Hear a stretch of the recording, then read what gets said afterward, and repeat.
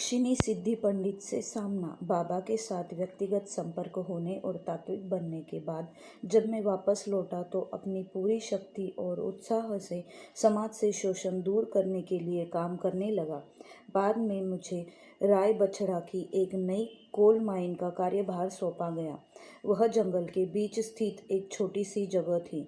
मेरे वहां पहुंचने के कुछ दिन के बाद वहां के एक आनंद मार्गी ने मुझसे पूछा, नेपाल का एक पंडित वहां रहता है जिसे यक्षिणी की सिद्धि प्राप्त है। वह 4 रुपए लेकर लोगों को उनका अतीत और भविष्य बतलाता है। क्या आप उसे जानते हैं? वास्तव में वह वहाँ के अशिक्षित गरीबों का शोषण करता था। मैंने उस मार्गी से उन लोगों का पता लगाने के लिए कहा जो लोग उससे मिलने के लिए गए थे, जिससे कि हम लोग उस पंडित से मिल सके। समस्त सूचना प्राप्त करने के बाद हम लोगों ने उससे मिलकर उसे अपने क्षेत्र से भगाने की योजना बनाई। दूसरे दिन रात्रि के लगभग 11 बजे 4 युवा मार्गियों को साथ लेकर मैं सीधे उनके निवास स्थान पर पहुंच गया। अभिवादन की औपचारिकता पूरा करने के बाद मैंने उनसे पूछा, पंडित जी, क्या आपको यक्षिणी की सिद्धि प्राप्त है? उन्होंने बड़े अहंकार से कहा, हाँ, आप क्या चाहते हैं? यदि आप 4 रुपए दे तो मैं यक्षिणी की सहायता से आपका अतीत और भविष्य दोनों बतला सकता हूँ। मैंने उनसे कहा, किंतु आपका भविष्य क्या है? अपनी यक्षिणी से आप अपने भविष्य के बारे में क्यों नहीं पूछते?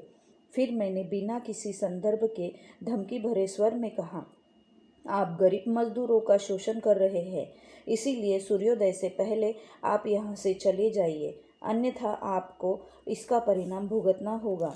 पंडित लोग सामान्यतः भीरू होते हैं, इसीलिए मेरी बात सुनकर उन्होंने कहा, ठीक है बाबा, मुझे किसी भी तरह से परेशान नहीं कीजिए, मैं सूर्योदय से पहले यहाँ से चला जाऊँगा। वे सूर्योदय से पहले चले गए, लेकिन जिस व्यक्ति ने उन्हें वहां बुलाया था, जो हमारे विभाग में ही काम करता था और जो ब्याज लेकर रुपए भी उधार दिया करता था, वह बहुत क्रोधित हुआ। उसने लोगों से कहा, पंडित जी मेरे अतिथि थे, आनंद मार्गियों में इतना साहस कहाँ से आ गया जो वे मेरे अतिथि को भगा सके?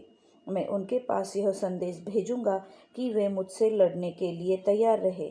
मुझे जब ऐसी सूचना मिली तो मैंने अपने अधीनस्थ 50 कर्मचारियों को बुलाया और कहा कि वे तैयार रहे और जैसे ही मेरा निर्देश मिले तुरंत मेरे पास पहुंच जाए और लड़ने के लिए तैयार रहे।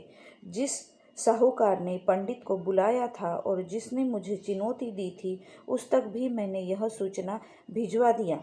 यह समाचार जंगल की आग की तरह मेरे विभाग से संबंधित सभी कार्यालय में फैल गया। फिर मुझे मेरे अधिकारी का संदेश मिला कि वे मुझसे मिलना चाहते हैं।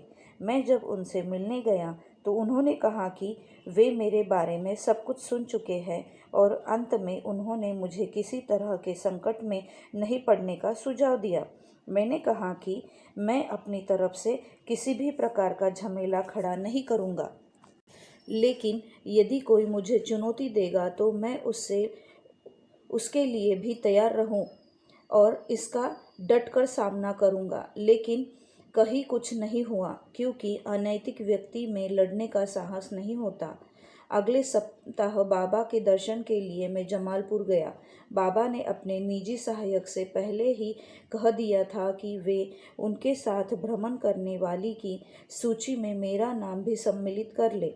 जब मैं उनके साथ टहल रहा था तो उन्होंने मुझसे कहा, मैंने सुना है कि तुम्हारे यहाँ एक शोषक पंडित था और तुम्हारे क्षेत्र के आनंद मार्गियों ने उसे वहाँ से भगा दिया। ये तुम लोगों ने बहुत अच्छा काम किया। फिर मैंने उन्हें पूरी घटना का सविस्तर वर्णन किया। वे बहुत खुश हुए।